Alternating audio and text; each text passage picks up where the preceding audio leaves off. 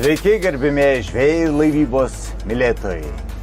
Perplaukėme per marias į kitą krantą ir šiuo metu mes įeinam į Atmatą, į vieną iš Nemuno žiočių upių išsišakojimų ir aplankysime keletą gražių šios pusės vietų. Čia yra labai daug įdomių vietų, kurias galime aplankyti.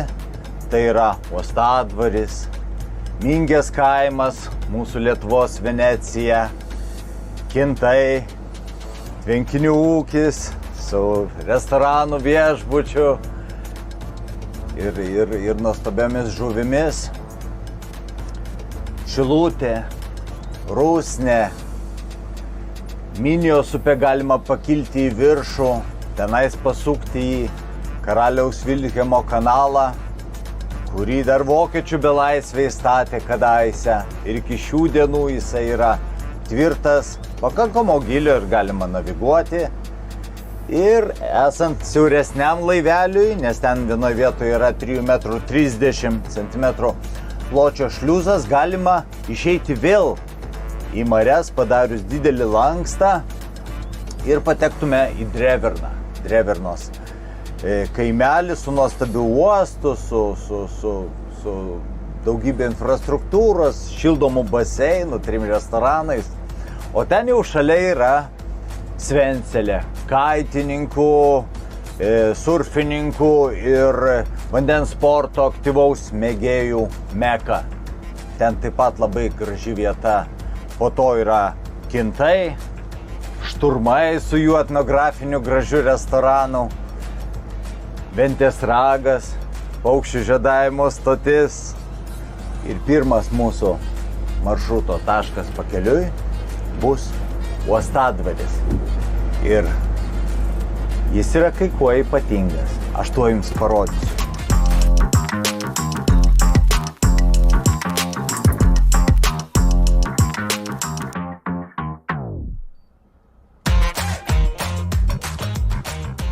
O štai čia mes jau priplaukėm Uostadvario uostelį. Čia mes matom švyturį. Pažvelkite, seną gražuolį. Švyturiai visada statomi kur? Ant kranto. Ir galima pagalvoti, kodėlgi šitas švyturys yra pastatytas taip toli žemynę, už keletos kilometrų nuo kranto. O atsakymas yra paprastas. Kadaise, prieš 100 metų, čia buvo krantas. Štai tiek žemės užaugo į marias. Ir dabar jisai stovi krante.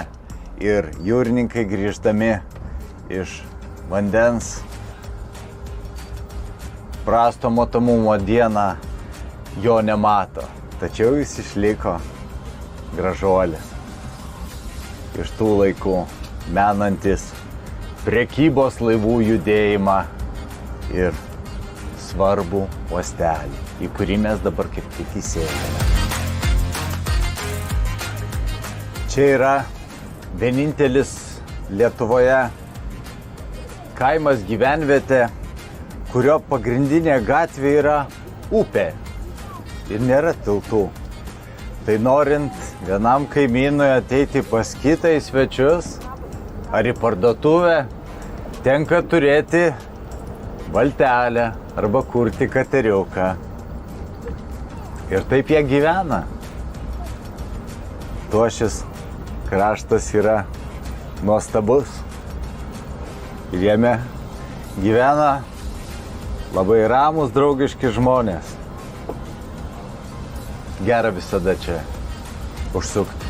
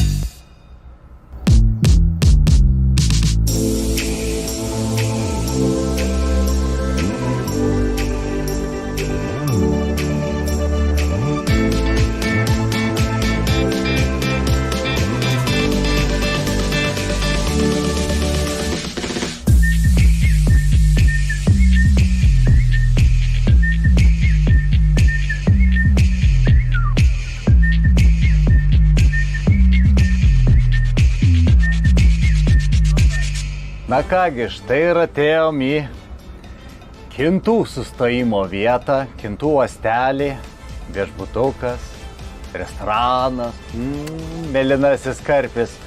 Čia gali netgi pasigauti žuvį ir užsakyti ją iškepti. Tikrai čia populiari ir mėgstama vieta, mes matome, kiek čia laivelių susirenka savaitgalį. Taigi, sėsime čia atsipūsti ir užkasti ir popietę pailsėti.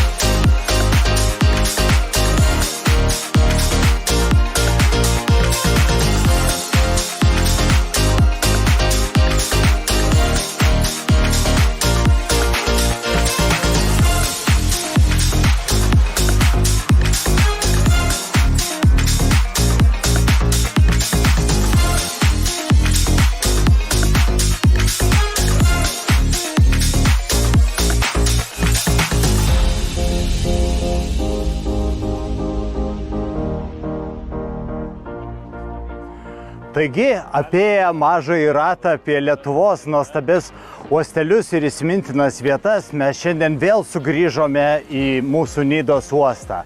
Šią savaitę Nidos uostas yra atiduotas buriuotojų glėbiui. Ir matome kaip tik šiandien grįžtančias jachtas po įtemptos 5 dienų kovos.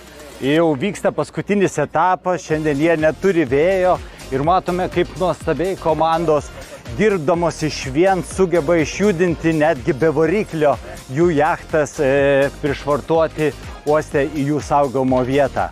Pasigrožėkime jų darbu, pasigėrėkime gražiais Nidos vaizdais ir pabūkime šiek tiek su vėju, saule ir gražiu Nidos oru.